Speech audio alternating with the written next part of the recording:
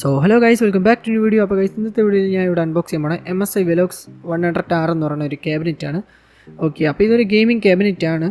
ഇതിൻ്റെ വില പറഞ്ഞത് ഏകദേശം 10K എന്ന് വെച്ചാൽ 10,000 രൂപ. ഓക്കെ, അപ്പം 10,000 രൂപയ്ക്ക് എന്തിനുണ്ടെന്ന് ചോദിച്ചാൽ ഗൈസ്, ഉള്ളത് പറഞ്ഞാൽ ഇതിൻ്റെ ക്വാളിറ്റി മാത്രമാണ്. Quality means build quality. Okay, ഇതിൽ യൂസ് ചെയ്തിരിക്കുന്ന ടെമ്പേർഡ് ഗ്ലാസ് ആയിക്കോട്ടെ, പിന്നെ മെറ്റൽസ് ആയിക്കോട്ടെ, ഒപ്പം അതൊക്കെ മുടിഞ്ഞ വെയിറ്റാണ്. ഏകദേശം ക്യാബിനറ്റ് തന്നെ 9 കിലോ വരുന്നുണ്ട് ഗൈസ്. അപ്പം നമുക്കിതൊന്ന് അൺബോക്സ് ചെയ്ത് എങ്ങനെയുണ്ടെന്ന് നോക്കാം. പിന്നെ എയർ ഫ്ലോ പറയുകയാണെന്നുണ്ടെങ്കിൽ, നിങ്ങൾ എയർ ഫ്ലോയ്ക്ക് വേണ്ടിയിട്ടാണെന്നുണ്ടെങ്കിൽ ഒരിക്കലും ഈ ക്യാബിനറ്റ് എടുക്കരുത്. ഇനി എടുക്കാം.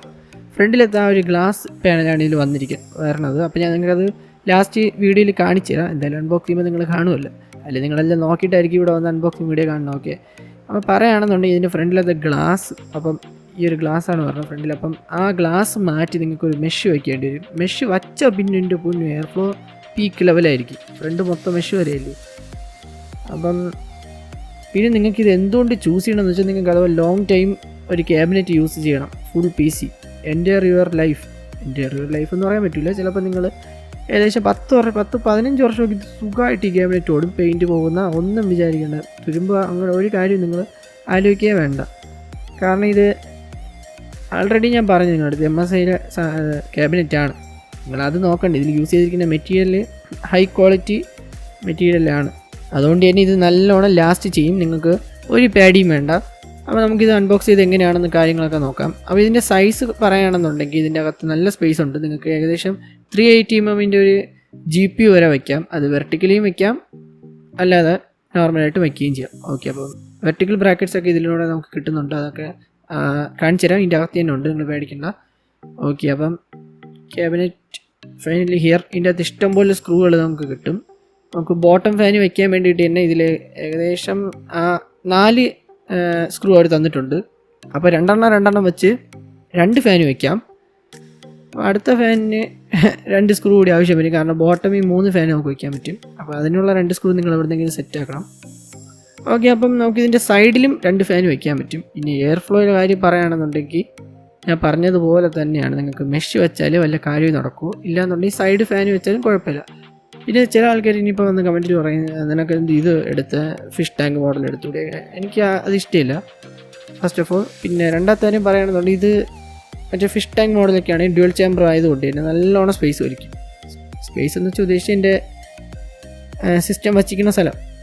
ടേബിളിൽ ആകെപ്പാടെ 2 മോണിറ്ററും ഉണ്ട്, ഈ ഒരു CPU ഉണ്ട്. അപ്പം ഈ ഒരു CPU വെച്ചാൽ അത്യാവശ്യം നല്ല സ്പേസ് കിട്ടി. ഇനി ഡ്യുവൽ ചേമ്പറൊക്കെ വെച്ചാൽ ഫുൾ സ്പേസ് തന്നെ ആ ഡ്യുവൽ ചേമ്പറും കൊണ്ടുപോകും. പിന്നെ ഒരു മോണിറ്റർ വയ്ക്കാൻ സ്ഥലം കാണും. അപ്പോൾ അതുകൊണ്ടാണ് ഗൈസ് ഈ ഒരു ക്യാബിനറ്റ് എടുത്തത്. അത് മാത്രമല്ല, എനിക്ക് ഈ ഒരു ക്യാബിനറ്റ് ഇഷ്ടപ്പെട്ട് കണ്ടപ്പോൾ. ഫ്രണ്ടിലത്തെ ആ ഒരു ഗ്ലാസ് ഡിസൈൻ കണ്ടിട്ടല്ല, ഓവറാൾ ഇതിൻ്റെ ഒരു ഡിസൈൻ പിന്നെ ബിൽഡ് ക്വാളിറ്റിയും കണ്ടാണ് എനിക്ക് ഇഷ്ടപ്പെട്ടത്. ഞാൻ ഇനിയിപ്പോൾ ഉടനെ ഈ ഗ്ലാസ് ഫ്രണ്ടിലത്തെ മാറ്റി മെഷ് വയ്ക്കും.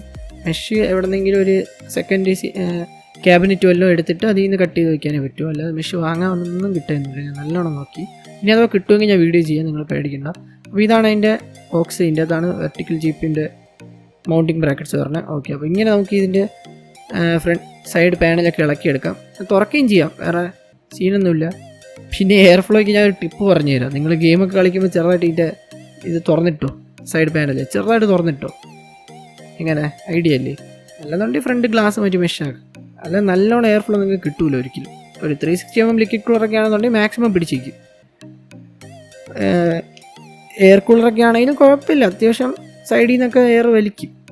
പിന്നെ ഇതിൻ്റെ ഫാനിനെ കുറിച്ച് പറയുകയാണെങ്കിൽ 1200 RPMൻ്റെ ഫാനാണ് ഇതിൽ വന്നിട്ടുള്ളത്. ഞാൻ ടെസ്റ്റ് ചെയ്തിട്ടുണ്ട്. ഓക്കെ, അപ്പം MPG MSI Velox 100R MPG എന്ന് പറഞ്ഞൊരു മോഡലാണ്. പ്രീമിയം സെഗ്മെൻറ്റ് ഇത് തന്നെയാണ് ഇത് പറഞ്ഞത് ഇവരെ.